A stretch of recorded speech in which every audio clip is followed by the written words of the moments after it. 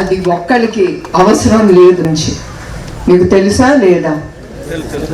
అప్పుడు కౌరవులు ఏం చేశారు? ఆవిడి భర్తని అవమానించాలని సిగ్గు లేకుండా ఒక ఆడదని, ద్రౌపది అమ్మని సభలోకి తీసుకొచ్చి ఆ అమ్మ చీర లాగారు.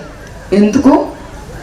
భర్తని కొట్టడానికి. వాళ్ళకి వేరే దారి దక్కలేదు, ఒక ఆడది దక్కింది వాళ్ళకి. అట్లానే మన అసెంబ్లీలో చంద్రబాబు నాయుడు గారిని హింసించాలని, ఆయనకి ఎదురు దెబ్బ కొట్టాలని వాళ్ళకి తెలిసి నా పేరు లాగారు, నా శీలాన్ని గురించి వాళ్ళు మాట్లాడారు. అది ఒక్కరికి అవసరం లేదు. ధైర్యం ఉంటే మొగాడుగా నుంచుని మాట్లాడాలి, కానీ ఒక్క స్త్రీని లాగకూడదు. మీరందరూ కూడా ఇక్కడ చాలా మంది మొగాళ్ళు ఉన్నారు. ఒక్క స్త్రీ గురించి మీకు మాట్లాడే హక్కు ఎవరికి లేదు ఇక్కడ. ఏ స్త్రీ ఎట్లాంటిదో తనకి తెలుసు, తన జీవితం గురించి తెలుసు. అది మనం నేర్చుకోవాల్సింది అక్కడంతా.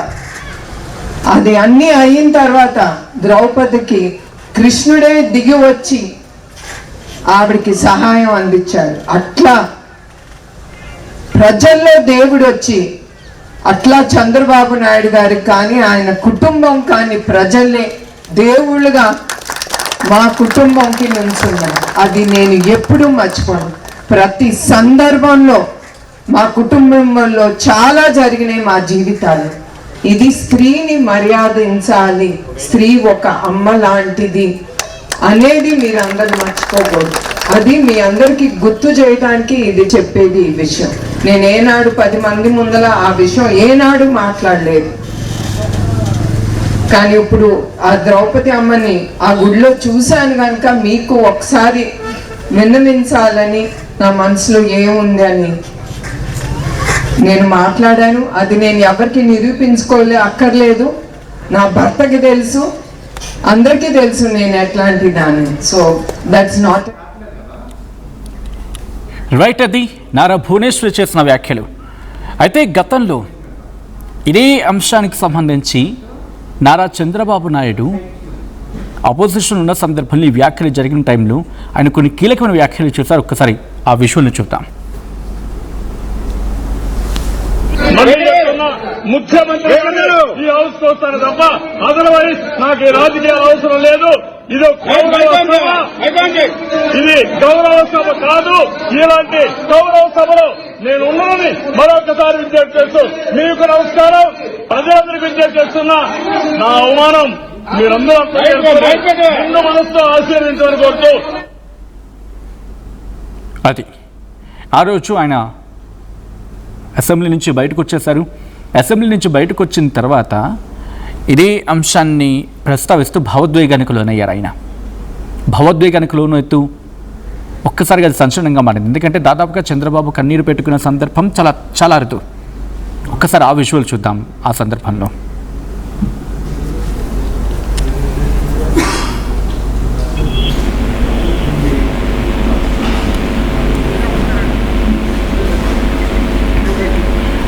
రైట్, ఒక్కసారి చంద్రబాబు కన్నీరు పెట్టుకుని ఒకసారి ఆ విజువల్ని చూపించే ప్రయత్నం చేద్దాం. ఆల్ రైట్, కంటిన్యూ చేద్దాం. అసలు నారా భువనేశ్వరి అక్కడ చేస్తున్న కమెంట్స్ ఏ కాంటెక్స్లో, మరి ముఖ్యంగా ఇంకా ఎవరెవరు ఉన్నారు, ఇంకా ఏమైనా మాట్లాడడం జరిగిందా, డీటెయిల్ ఇన్ఫర్మేషన్ అందించేందుకు సురేష్ సిద్ధంగా ఉన్నారు. సురేష్, నారా భువనేశ్వరి అక్కడ చేస్తున్న కమెంట్స్కి సంబంధించి ఆఫ్ ది రికార్డ్కి ఇంకేమైనా మాట్లాడే ప్రయత్నం చేశారా? అండ్ దానికి సంబంధించి ఎటువంటి ఇన్ఫ్యాక్ట్ ఏ కాంటెక్స్లో ఆ వ్యాఖ్యలు చేయడం జరిగింది నారా భువనేశ్వరి? సచిన్, ఏదైతే కుప్పం నియోజకవర్గంలో 2 రోజుల పర్యటన నిమిత్తం ఇవాళ 2వ రోజు నారా భువనేశ్వరి పర్యటన సాగుతుంది. ఈ నేపథ్యంలోనే ఇవాళ కుప్పంలో ఏదైతే అనగానపల్లి సంబంధించినటువంటి అక్కడ ఉన్నటువంటి ధర్మరాజుల దేవాలయానికి ఇవాళ వెళ్ళినటువంటి పరిస్థితి. అయితే ఒక్కసారి అక్కడికి వెళ్ళిన తర్వాత ఒక్కసారిగా కూడా నారా భువనేశ్వరి స్వామి దర్శనం తర్వాత బయట వచ్చి భావోద్వేగాన్ని కూడా లోనైనటువంటి పరిస్థితి. ఈ నేపథ్యంలోనే ఒక సంచలనమైనటువంటి ఆమె వ్యాఖ్యలు కూడా చేసినటువంటి పరిస్థితి ఉంది.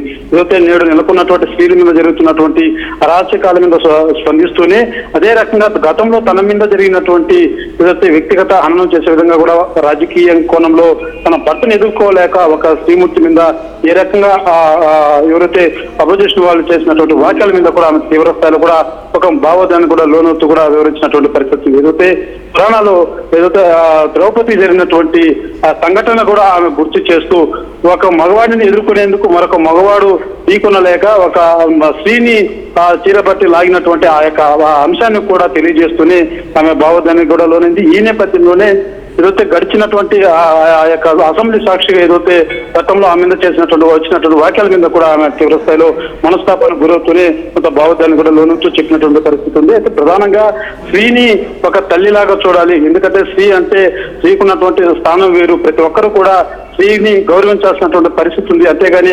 అగౌరవపరిచేట కోణంలో కూడా ఉండకూడదు. రాజకీయంలో కూడా స్త్రీల పట్ల కూడా ఒక వ్యక్తిగత ఏదైతే ఒక తల్లి భావంతో మెలగాలే తప్ప రాజకీయ కోణంలో ఎదుర్కోలేక మరో మగాడితో ఎదుర్కోలేక స్త్రీల మీద ఆరోపణలు చేయడం కూడా సబబు కాదన్న ఉద్దేశంతో కూడా మాట్లాడడం జరిగింది. అయితే గతంలో నుంచి కూడా ఏదైతే అసెంబ్లీ సాక్షిగా మనం చూసాం, నారా చంద్రబాబు నాయుడు కూడా అసెంబ్లీలో తన పత్ని పట్ల వచ్చినటువంటి వ్యాఖ్యల మీద కూడా ఆయన కూడా తీవ్ర స్థాయిలో కూడా భావోద్వేగానికి గురయ్యి అసెంబ్లీ నుంచి కూడా శబ్దం చేసి కూడా బయట వచ్చినటువంటి అంశాన్ని కూడా మనం గతంలో చూసాం. అయితే ఇవాళ నారా భువనేశ్వరి ఈ యొక్క అంశం మీద మాట్లాడడం మాత్రం ఇది ఒక హాట్ టాపిక్ గానే మారిందని చెప్పాలి. ఎందుకంటే గతంలో నుంచి కూడా ఆ అంశం మీద మాట్లాడినప్పటికీ కూడా ఈ స్థాయిలో ఆమె ఎప్పుడూ కూడా ఇంత భావోద్వేగంగా మాట్లాడినటువంటి పరిస్థితి లేదు. బహుశా ఎన్నికల ప్రచారంలో కూడా ఆమె ఇంతలా మాట్లాడినటువంటి పరిస్థితి లేదు. ఎందుకంటే ఒక మామూలుగా మాట్లాడినటువంటి వ్యవహారమే ఉంది తప్ప ఈ స్థాయిలో వివరణగా ప్రజలకు అర్థమయ్యేలాగా కూడా ఇంత భావోద్వేగం బాధపడినటువంటి అంశాన్ని కూడా ప్రత్యేకించి ప్రజల ముందు కూడా ఎప్పుడూ పంచుకున్నటువంటి పరిస్థితి. అయితే ఇవాళ మాత్రం కుప్పం పర్యటనలో ఉన్నటువంటి నారా భువనేశ్వరి ఈ వ్యాఖ్యలు చేయడం, ఈ రకంగా వివరణ ఇవ్వడంతో కూడా బాధపడుతూ చెప్పడం కూడా ఆడున్నటువంటి కార్యకర్తలు కావచ్చు, నాయకులు కూడా కొంత దిగ్భ్రాంతి వ్యక్తం చేశారని చెప్పారు. ఎందుకంటే ఇంతలా బాధపడుతుంది, మా నాయకుడిని ఎదుర్కోలేక ఈ రకంగా ఈ మీద నిందలు వేశారన్నటువంటి కోణంలో కూడా అక్కడ ఉన్నటువంటి నాయకులు కార్యకర్తలు కూడా కొంత ఆవేదన చెందినటువంటి పరిస్థితి ఉంది. అయితే ప్రధానంగా నారా భువనేశ్వరి మాత్రం స్త్రీలను గౌరవించాలి, అదే రకంగా ఎదుటి మగవాడిని ఇంకో మగవాడు ఢీకొనాలంటే వారు ఢీకొనాలి, కానీ మధ్యలో మహిళని కించపరిచేలాగా మహిళల మీద దాడులు చేయడం సబబు కాదన్నది కూడా ప్రధానంగా నారా భువనేశ్వరి వ్యాఖ్య చేసినటువంటి పరిస్థితి. సత్యం. Right Suresh, thanks for the update. మొత్తంగా